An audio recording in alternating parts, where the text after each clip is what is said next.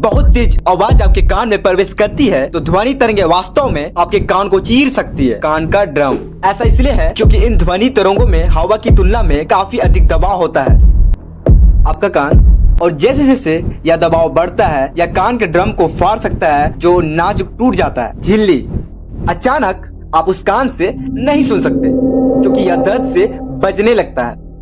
अब कान ड्रम आखिर ठीक हो जाएगा, लेकिन इसके सामान्य होने में कुछ सप्ताह लगेंगे।